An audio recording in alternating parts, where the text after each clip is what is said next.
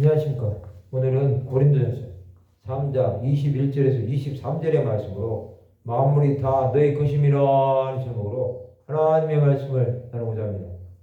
본 말씀은 그런 등 누구든지 사람을 자랑하지 말라. 만물이 다 너희 것임이라. 바울이나 아볼로나 게바나 세계나 생명이나 사망이나 지금 것이나 장래 것이나 다 너희의 것이요 너희는 그리스도의 것이요 그리스도는 하나님의 것이니라. 고린도 교회의 문제는 사람을 자랑하는 데 있었습니다. 그러나 사람은 하나님의 형상대로 창조된 피조물일 뿐입니다.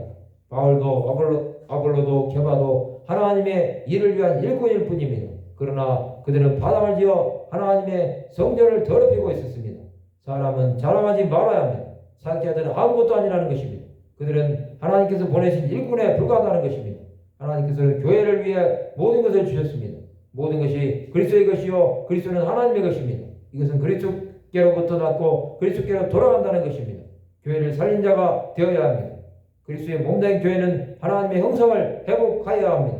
만물은 주에게서 나오고 주에게로 돌아갑니다. 사람을 자랑하는 자는 육신의 정욕, 안목의 정욕, 이생의 자랑을 쫓아갑니다. 그런 자는 결국에는 망할 수밖에 없습니다. 오직 예수를 위해서 하나님 나라 복음을 위해서 사명을 감당해야 하는 것입니다.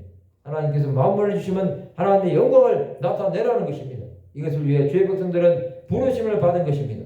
고린도 교회의 파당은 하나님께서 기뻐하시지 않는 것입니다. 그들은 그리스도의 몸을 깨뜨리는 어리석은 자들이 된 것입니다.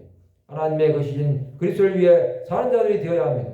만물의 충만함은 그리스도 안에 있습니다. 예수께서는 공생의 사역 기간에 하나님의 영광만을 나타내셨습니다. 또 제자들과 함께 사역하시면서 십자가만을 바라보고 나가신 것입니다. 그리스도 안에 만물의 충만이 있습니다. 또 그 안에 생명이 있습니다. 그 안으로 나가는 자들은 어떠한 환경에도 오직 주만 바라보는 것입니다.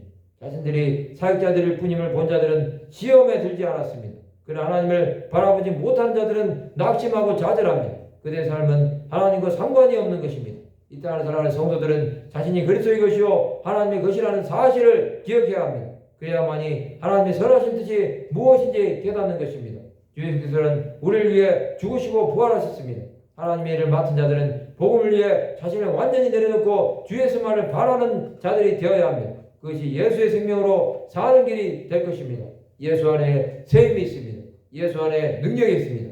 성도 여러분, 그리스도의 종으로 살아가는 자들이 되시기 바랍니다. 그런 자는 자신이 주인이라고 생각하지 않습니다. 종의 모습을 보신 예수만을 위해 자신의 생명까지도 내어놓을 수 있는 것입니다. 하나님은 이런 자들을 찾으실 것입니다. 우리는 끝까지 내 인생이 아닌 하나님 나라 전파를 위해 사는 자들이 되어야 합니다. 말씀을 마치고자 합니다. 그리스도의 것임을 증거하는 하나님의 백성들이 되시기를 주님의